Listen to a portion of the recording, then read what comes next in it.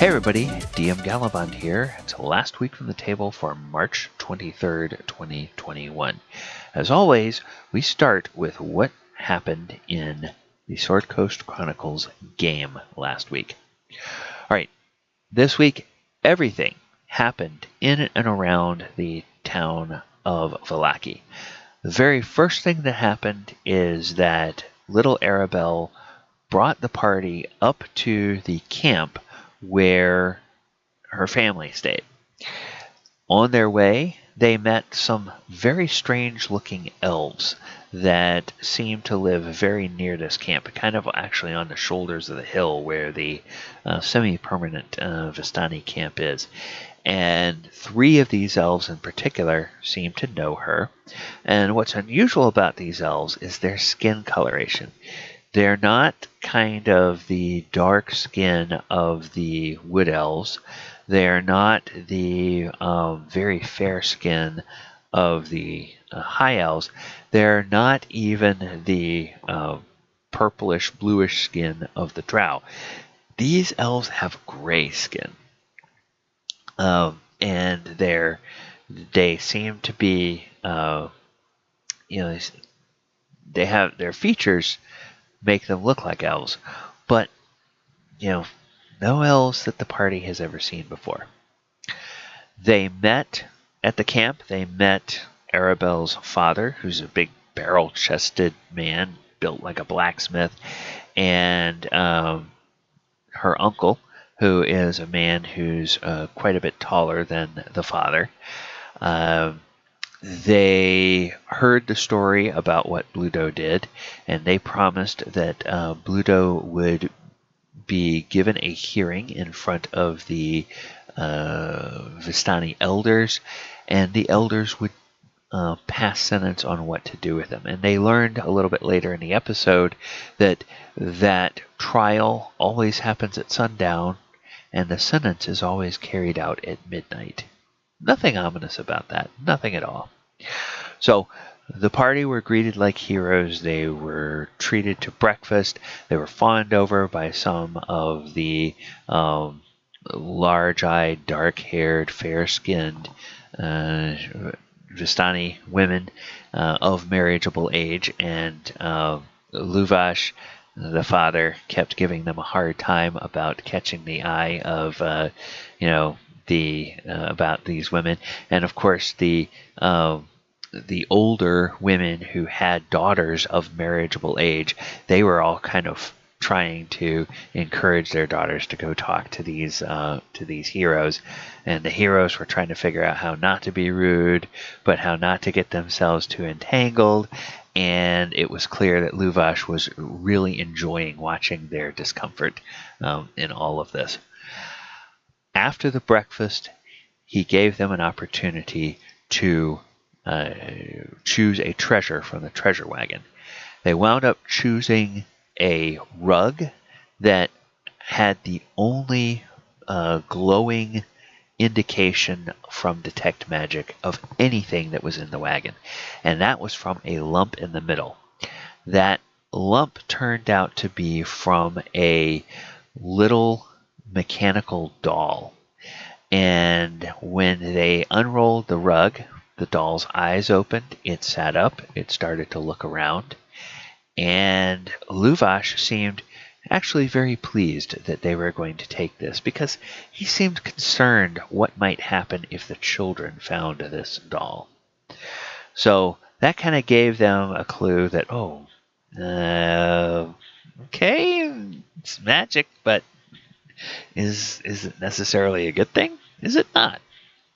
Well, they're going to have to find that out. And they did ask some questions, but Luvash didn't know much. Told them they would have to go to the town of Vallaki, and they would have to talk to a toy maker there. Now, the only thing he warned them about is when they went to Vallaki, he said they should hide this little toy. So Mulek put it in his bag of holding. And they also said that, or he also warned them to not talk to Izek Strasny, the captain of the guard. Now, little Arabelle had warned them about that at the end of last session. So now there's two people telling them, stay away from this Strasny guy. So they left the camp. They went into the town. They found everybody there very drab, very boring. Things seem to be sort of falling apart. They got directions to the toy shop, and as they were on their way to the toy shop, they did catch sight in the distance of this Ezek Strasny. Or at least they believe that it's this Ezek Strasny. He was riding down the road with two other guards, and he's on a large horse, and they saw that one of his arms is deformed. And by deformed, I mean that arm is about 2 sizes too large to go on his already large body. The skin is covered in what looks like scales, and the fingers end in thick black fingernails that come to sharp points, almost like claws on the end of it. And then this Strasny carries a huge axe on the end of a pole weapon. So he's definitely a dude that looks like he would be a formidable opponent, and they started to see why everybody thought, yeah, don't mess around with that guy. So they were able to avoid a confrontation, and they went to the toy shop where they found Gadolf Blinsky and his little pet monkey that he carries around on his shoulder. And Blinsky's like the only person in town that seems to have any color. They did notice one unusual thing. All of his toys seem to be unique, except for a set of about 8 or 9 porcelain dolls that were sitting on a shelf above his main counter. All of those dolls are identical. And when they asked him about it, he said that he was making those for Ezek Strasny. Ezek wanted 12 dolls that looked exactly the same, and was very exacting about how the face should look and how the hair should look and how the clothes should look. So there was something strange about that as well. In any case, they started to ask questions about this toy maker that they heard of that may have made this little mechanical person. And when they did, Blinsky seemed to be very anxious. He was nervous, and clearly he was excited that somebody was talking about this person, but also he was clearly terrified that anyone would overhear them talking. So he locked up the shop, closed all the windows, took everybody into the back workbench area, and he had a conversation with them. And during that conversation, Mulek pulls out the little mechanical creature, and Blinsky just got overjoyed, and he consulted a book he has, thinks he knows what the name of the toy is, asked permission, and told the toy to entertain them. And indeed, when he called it by name, Piddlewick is the name he gave it, the little toy walked out into the center of where everybody was standing, took 3 balls out of a little pouch on its belt, began juggling the balls, and then began dancing around. And at the end of the performance, Faldor gave the little toy a copper piece, and the toy looked at it and then turned and offered the copper piece to Mulek.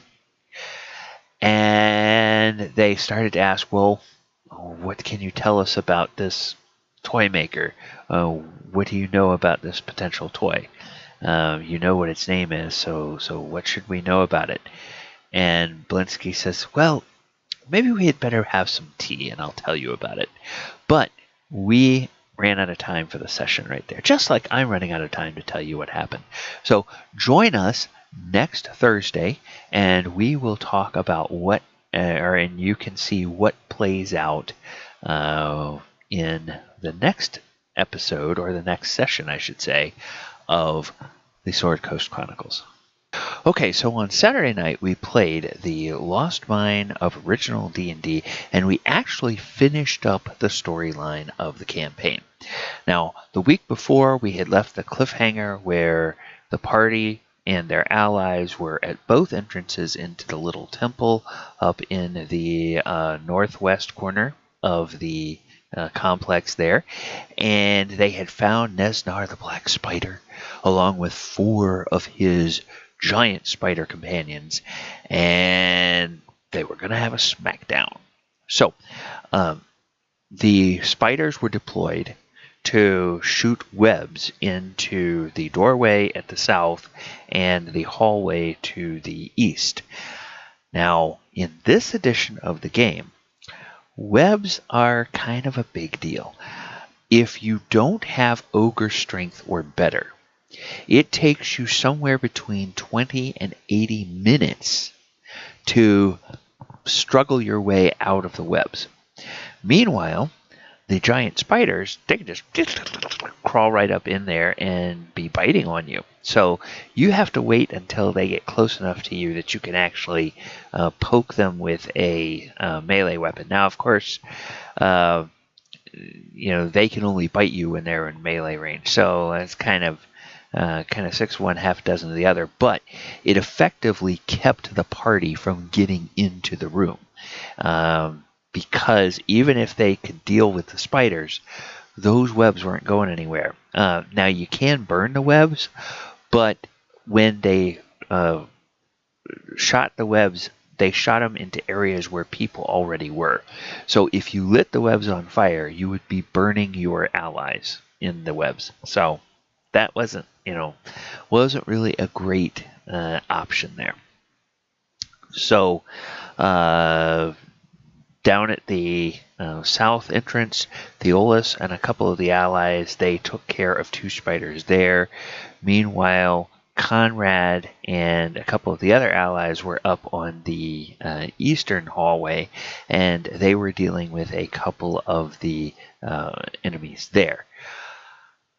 Meanwhile, the Black Spider, he went and hid behind one of those big posts, and unbeknownst to the party, he first cast Spider Climb on himself.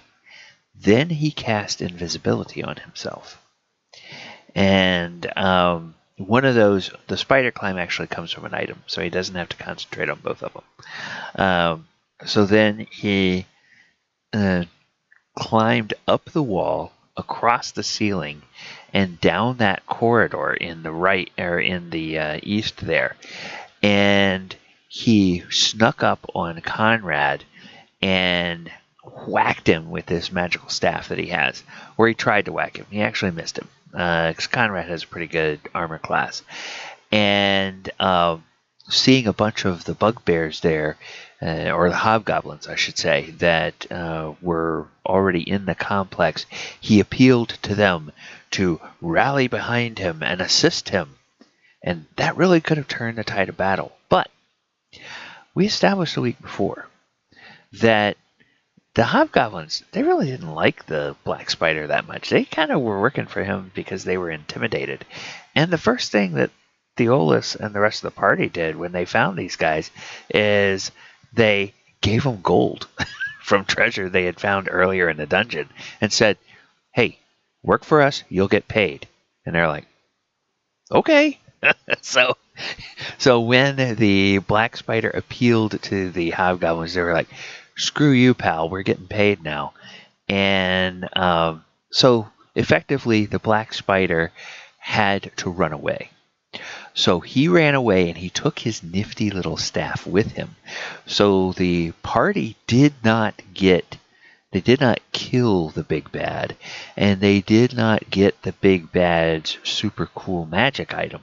However, effectively, they did end the story because they wound up finding the 3rd Rockseeker brother. They rescued him, and they were able to get him reunited with Gundren. Now, I asked the players when we got to that point, because I wasn't feeling terribly well on Saturday night. I started to feel kind of sick during the weekend, but I wanted to go ahead and try to push through and play the game on Saturday night.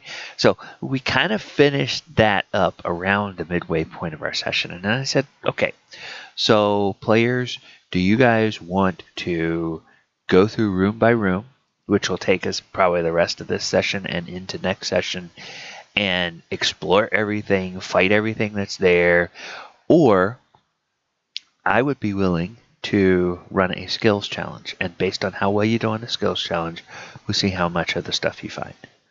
And they said, let's just do the skills challenge. They had fun with the story, but kind of after this climactic moment, they didn't want to spend time just sort of doing mop-up stuff. They thought, the sooner we can do the mop-up, the better. So said, all right. We ran a skills challenge. They passed the skills challenge. So now they will get to find all of the treasure that is in there, other than what the Black Spider himself fled with. And that means that this coming Saturday, we are going to have a game. It's still going to be at the same time, but it's going to be a little bit of a different game. The first part of the session will be what I call the epilogue of the Lost Mine. That is, each of the players will get to sort of explain what their characters do with the treasure that they get. What kind of would they want the future arc of their character to be, and they'll get a chance to explain that. The balance of our session is going to be, okay guys, what do you want to do next? And it will be our opportunity to find out if the players want to continue doing a different kind of story with this same set of rules. Would they like to play something out of a different edition of D&D? Would they like to switch to something that is 5e, the contemporary rules? What would they like to do? So join us Saturday night. Find out what the party decides to do. And there might even be some opportunity, if we have folks on the live stream, we might even open up some ideas, ask for some ideas from you guys to see what you would like to see on the stream on Saturday night. Sunday afternoon game did not happen last weekend. Why?